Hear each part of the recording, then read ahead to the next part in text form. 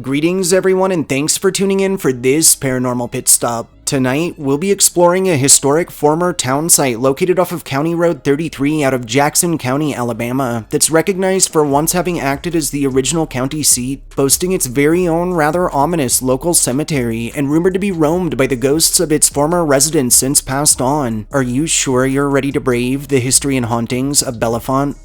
Historically, on December 18th of 1819 and under the Alabama legislature, a voting site was issued to be established on Cherokee James Riley's lands off of Mud Creek, which he'd previously received as part of a 640-acre reserve following the Cherokee Treaty of the same year, and preceding which, lands now holding Bellefonte would be acquired from James under Stephen Carter and G.W. Higgins. Following their purchase, Carter and Higgins would rename what was previously referred to as Riley's on Mud Creek to Bellefonte instead, after a local spring which provided the surrounding community with water, and that, from French to English, translated as belle, meaning beautiful, and font, meaning source, or a form of fountain, so literally beautiful fountain. On December 15th of 1821, Bellefonte was officially incorporated and would tote around 200 residents while acting as a county seat. Through the 1820s, a church and courthouse were constructed. In 1830, a local post office was established, and by 1844, the populace had made a slow climb up to 400.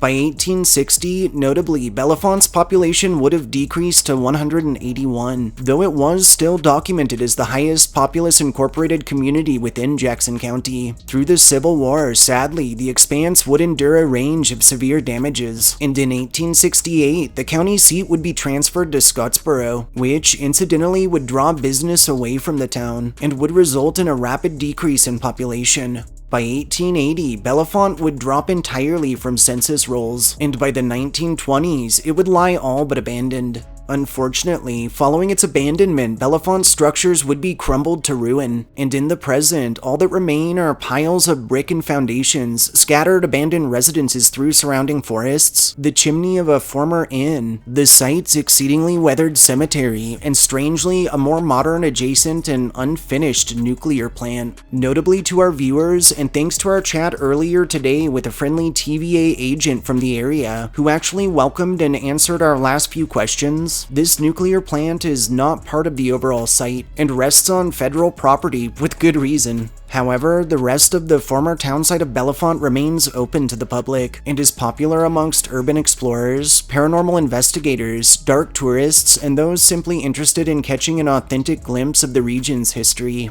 Like many of the other ex-communities we've had the pleasure of covering, Bellefonte is rumored to be haunted quite simply by the spirits of its former residents who, under a crushing economy, were forced to leave behind their family properties in search of their fortunes elsewhere, and also by the many who have perished near, both more recently and spanning back to pre-settlement, and those braving the expanse have reported extreme cold spots in adverse weather, odd gusts of wind, or patches of fog that descend upon the area alone, and the unnerving sensations of being watched, of being followed, or even of being touched by someone or something unseen. In 1975, construction on the aforementioned Bellefonte nuclear plant was started, and while attempts to breathe life into the project continue into the present, the plant remains incomplete. Incidentally, a slew of local legends claim blame for the plant's unfinished state can be placed on resident supernatural activity spilling over from the town that possibly tainted the project, while other fables tell of strange radioactive abominations observed lurking around the woodlands, as well as of encounters with extraterrestrials and of UFOs sighted in the skies above. Several informal investigations of the town of Bellefonte itself have yielded high EMF levels, chilling EVPs, and orbs and half-form manifestations captured in both photography and video, while others have described odd malfunctions with cellular devices or personal electronics, and disembodied voices, footsteps, and commotion suggestive of some semblance of the former community continuing on in the afterlife, just out of view from our mortal realm.